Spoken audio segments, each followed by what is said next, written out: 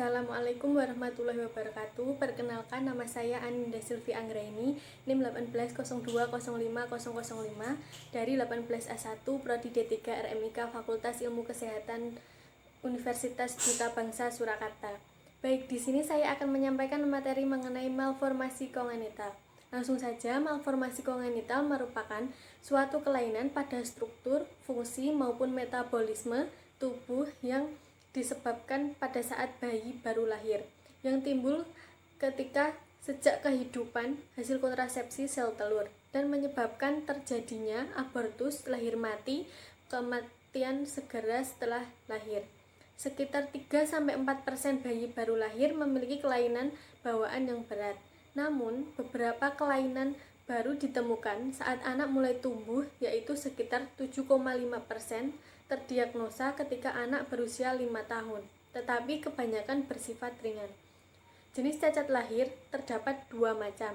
Yang pertama, kecacatan struktural dan fungsi seperti cacat jantung, cacat saraf, kelainan genital, bibir sumbing, dan cerebral palsy. Dan yang kedua, yaitu kecacatan metabolis seperti phenylketonuria dan molekul otak. Penyebab cacat lahir sekitar 60% secara umum tidak diketahui penyebabnya. Namun sekitar 40% disebabkan oleh faktor genetik dan faktor-faktor lainnya seperti usia ibu hamil lebih dari 35 tahun karena rokok, penyebab diabetes mellitus, obat-obat yang bersifat teratogenik, serta defisiensi asam folat. Untuk kelainan struktur utama yang paling sering ditemukan yaitu 1. Kelainan jantung, yang kedua spina bifida atau celah pada tulang belakang bayi, yang ketiga yaitu hipospadia atau lubang uretra di bawah penis. Untuk kelainan metabolisme biasanya berupa hilangnya enzim atau tidak sempurnanya pembentukan enzim. Seperti 1. Penyakit Tay Sachs, yaitu penyakit fatal pada sistem saraf pusat yang disebabkan karena faktor keturunan berupa penimbunan gangliosida. Yang kedua yaitu phenylketonuria, yaitu kelainan genetika langka yang muncul sejak lahir, tubuh tidak bisa melerai fenilalanin. Untuk faktor resiko kelainan bawaan, yang pertama ada teratogenik, merupakan faktor atau bahan yang bisa menyebabkan resiko suatu kelainan bawaan. Contohnya, radiasi dan obat tertentu serta racun. Seorang wanita hamil sebaiknya melakukan 1. Mengkonsultasikan dengan dokternya apabila sedang minum obat-obatan. Yang kedua, berhenti merokok. Dan yang ketiga, tidak mengkonsumsi alkohol. Yang keempat, tidak menjalani pemeriksaan ronsen kecuali jika sangat mendesak. Beberapa infeksi selama kehamilan yang dapat menyebabkan sejumlah kelainan bawaan yaitu 1. Sindroma rubella kongenital. Yang kedua, infeksi toksoplasmosis pada ibu hamil. Yang ketiga, infeksi virus herpes genitalis pada ibu hamil. Dan yang keempat merupakan sindrom varicella kongenital. Yang selanjutnya ada faktor fisik pada rahim. Jumlah cairan ketuban yang abnormal bisa menyebabkan atau menunjukkan adanya kelainan bawaan. Selain itu, cairan ketuban yang terlalu sedikit dapat mempengaruhi pertumbuhan paru-paru dan anggota gerak tubuh. Penimbunan cairan ketuban terjadi jika janin mengalami gangguan menelan, yaitu disebabkan oleh kelainan otak yang berat. Usia kehamilan 8 bulan, air ketuban kurang lebih 800 ml. Untuk usia kehamilan 10 bulan, air ketuban kurang lebih 600 ml. Air ketuban yang terlalu banyak atau disebut polyhydramnion, yaitu apabila ibu mengalami diabetes mellitus, ibu berpenyakit resus darah atau janin mengalami anemia, bayi kembar, pertumbuhan pembuluh darah tidak normal di plasenta, serta genetika pada janin. Air ketuban yang terlalu sedikit atau disebut oligohydramnion mengakibatkan ibu hamil tekanan darah tinggi yang kronis, ibu mengkonsumsi obat-obatan, selaput ketuban pecah, pertumbuhan janin terhambat, dan adanya masalah ginjal atau urin. Ketuban pecah dini atau sering disebut KPD yaitu terjadi karena ibu merokok, ibu mengalami infeksi pada vagina, rahim atau serviks, pernah mengalami hal sama pada kondisi kehamilan sebelumnya. Ketuban pecah pada kehamilan 37 minggu, jika pecah pada 34-37, persalinan dapat dilakukan dengan cara diinduksi. Namun, jika kehamilan kurang dari 34 minggu, ibu harus beristirahat dengan total sampai paru-paru bayi cukup sempurna. Yang selanjutnya ada faktor gizi. Faktor gizi yaitu kekurangan asam folat dapat meningkatkan risiko terjadinya spina bifida atau kelainan tabung saraf. Dan yang terakhir ada faktor genetik dan dari kromosom. Yang pertama, genetik memegang peran penting dalam beberapa kelainan bawaan. Beberapa kelainan bawaan merupakan penyakit keturunan yang diwariskan melalui gen yang abnormal dari salah satu atau kedua orang tua. Gen adalah pembawa sifat individu yang terdapat di dalam kromosom setiap sel di dalam tubuh manusia. Yang selanjutnya ada pola pewarisan kelainan genetik. Yang pertama ada autosom dominan, yaitu suatu kelainan yang timbul meski hanya terdapat satu gen cacat dari salah satu orang tuanya. Contohnya akondroplasia atau gangguan tulang menyebabkan kerdil. Yang kedua ada autosom resesif, terjadinya suatu kelainan bawaan yang diperlukan dua gen yang masing-masing berasal dari kedua orang tuanya. Contohnya penyakit Tay Sachs atau cystic fibrosis. Dan yang ketiga ada X-linked, yaitu anak laki-laki mendapatkan kelainan dari gen yang berasal dari ibunya. Maka keadaan tersebut X-linked karena gen tersebut dibawa oleh kromosom X. Contohnya hemofilia dan buta warna. Yang keempat ada Y-linked, adalah ayah menurunkan penyakit kepada anak laki-lakinya. Anak perempuan hanya pembawa saja atau karier. Contohnya infertilisasi, retinitis pigmentosa. Selanjutnya ada penyebab. Kelainan bawaan menyebabkan gangguan fisik atau mental atau bisa berakibat fatal.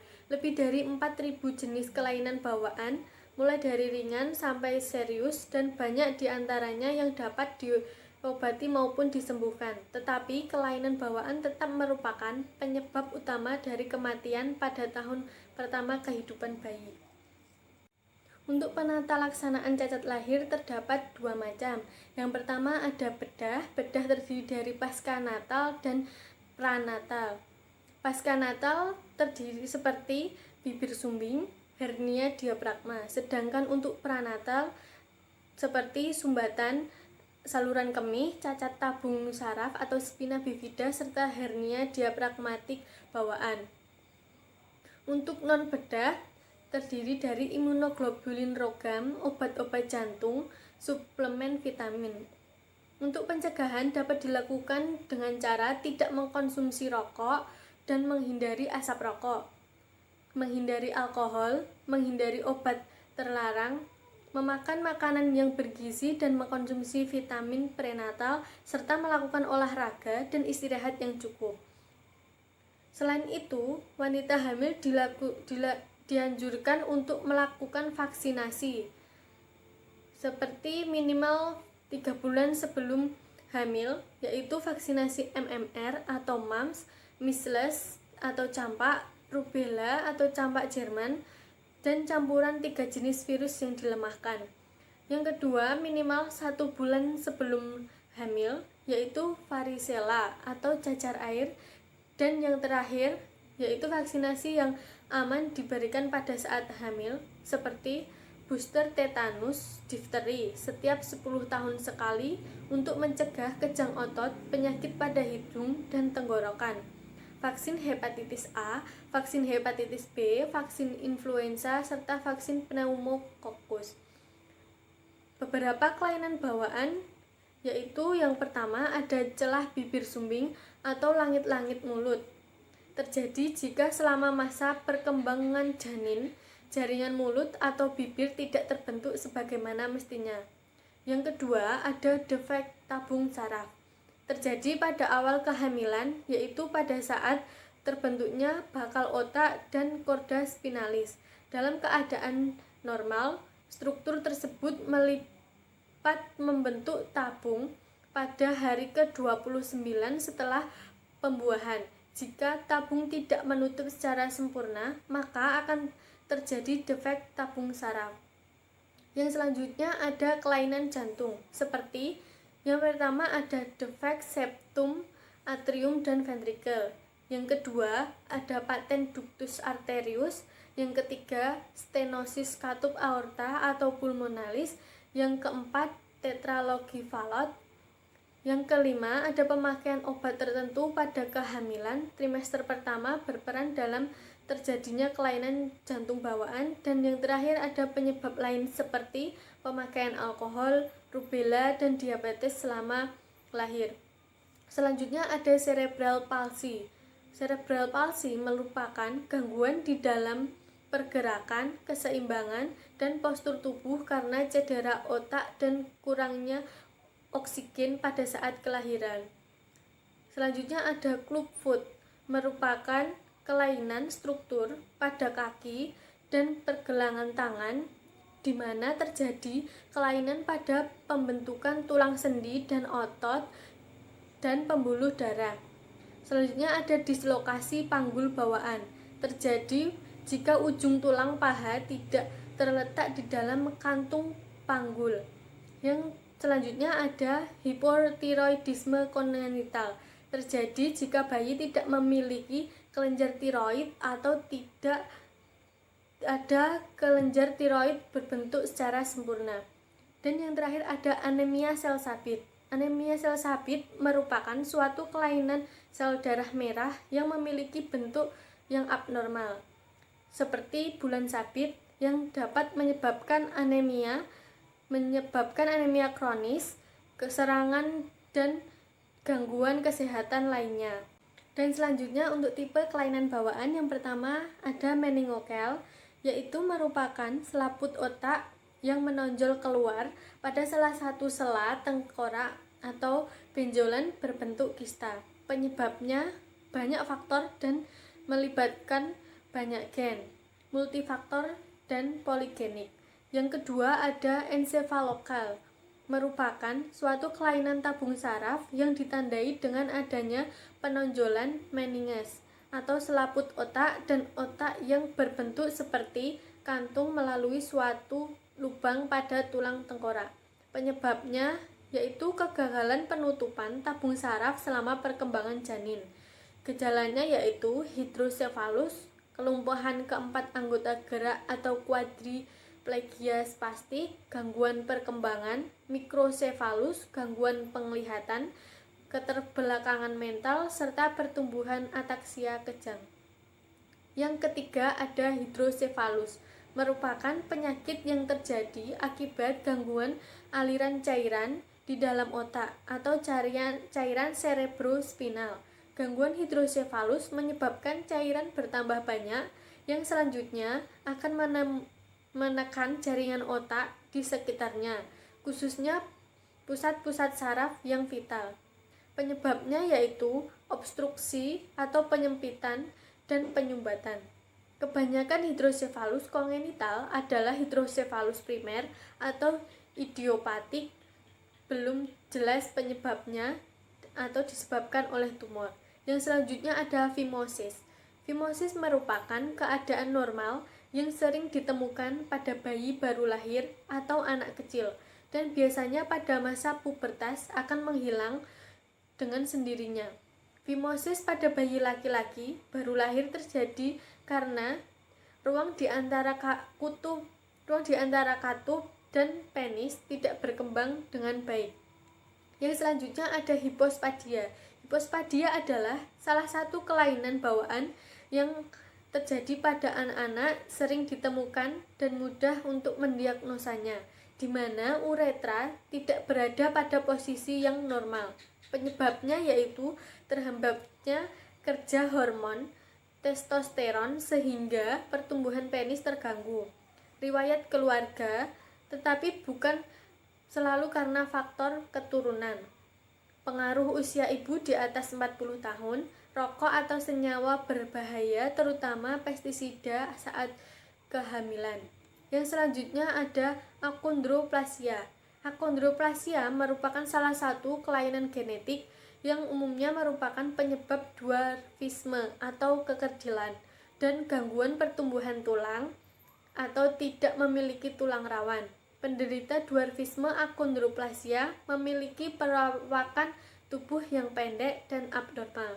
Tinggi rata-rata dewasa yaitu 131 cm untuk pria dan 123 cm untuk wanita. Perbandingan banyaknya penderita akondroplasia adalah 1 setiap 25.000 kelahiran bayi. Penyebabnya yaitu gangguan hormon pertumbuhan 20% diwariskan dari orang tua atau gen-gen yang tidak normal. Yang selanjutnya ada sel punca atau stem cell, merupakan sel yang belum terspesialisasi dan berpotensi untuk berkembang menjadi berbagai jenis sel-sel yang spesifik dan membentuk jaringan tubuh. Untuk karakteristik sel punca terdapat dua macam. Yang pertama, differentiate atau kemampuan untuk berdiferensiasi menjadi sel lain yang spesifik. Yang kedua, sel regenerate atau sel renew, yaitu kemampuan untuk memperbarui atau meregenerasi dirinya sendiri. Untuk jenis sel punca terdapat 4 macam. Yang pertama, totipotent. Totipotent merupakan sel punca yang dapat berdiferensiasi menjadi semua jenis sel. Yang kedua yaitu pluripotent. Pluripotent merupakan sel punca yang dapat berdiferensiasi menjadi 3 lapisan germinal. Yang kedua ada multipotent. Multipotent merupakan sel punca yang dapat berdiferensiasi menjadi banyak jenis sel punca. Yang keempat ada unipotent. Unipotent merupakan sel punca yang mampu berdiferensiasi menjadi satu jenis sel lainnya dan dapat memperbarui atau meregenerasi diri. Untuk sumber sel punca dapat berasal dari yang pertama dari zigot, yang kedua berasal dari embryonic stem cell atau didapatkan dari sisa embrio yang tidak terpakai dari in vitro fertilization. Yang ketiga berasal dari fetus atau diperoleh dari klinik aborsi, dan yang terakhir berasal dari stem cell darah tali pusat atau stem cell yang diambil dari darah plasenta dan tali pusat. Sekian materi yang dapat saya sampaikan mengenai malformasi kongenital. Semoga dapat bermanfaat. Kurang lebihnya saya mohon maaf. Terima kasih. Wassalamualaikum warahmatullahi wabarakatuh.